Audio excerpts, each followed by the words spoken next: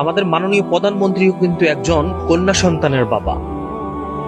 আজকে আমার বোন, আপনার বোন, সে ছোট্ট নামিসার সাথে যে ঘটনাটা ঘটে গিয়েছে, বাংলাদেশের সবচেয়ে খারাপ ব্যবস্থা হচ্ছে বিচার ব্যবস্থাটা।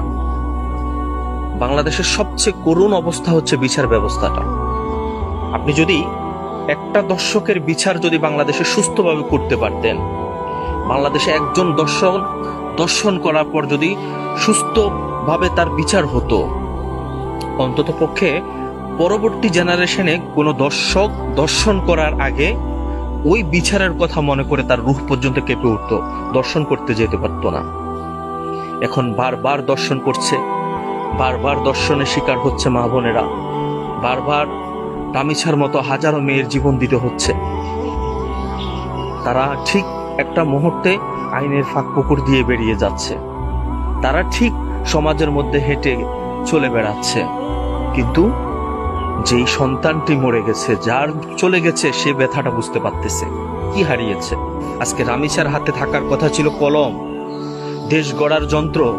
আজকে রামিসার হাতে থাকার কথা ছিল ভই, ভবিষ্যৎ গড়ার যন্ত্র। আজকে সেই রামিসা কলঙ্কর দাগ নিয়ে,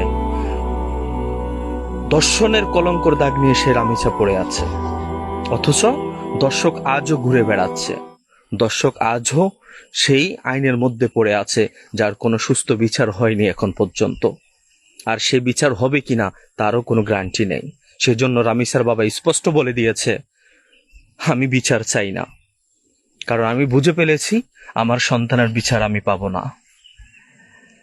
বাংলাদেশের বিচার ব্যবস্থাটা ঠিক এমন হয়ে গেছে, যখন কোনো দর্শক দর্শন করে, দর্শন করার পর ঠিক তাকে আইনের আওতায় নিয়ে কিছুদিন ঘোরাফেরার মধ্যে আরেকটা দর্শন হয়ে যায়। আরেকটা দর্শন হয়ে গেলে ঠিক এই দর্শনের মামলাটা চাপা পড়ে যায়, এই দর্শনের মামলার হিসাবটা চাপা পড়ে যায়। ঠিক পরবর্তী দর্শনের ওই মামলাটাকে আবার তোলা হয়, কিন্তু একটা মামলাকে সম্পূর্ণভাবে নিষ্পত্তি করা হয় না।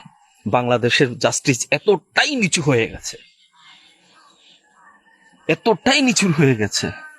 আমি অনুরোধ করব, আমার এই ভিডিওটা আপনার চোখে যদি পড়ে থাকে, আপনার সর্বোচ্চ তীব্র নিন্দা আমি জানতে চাই।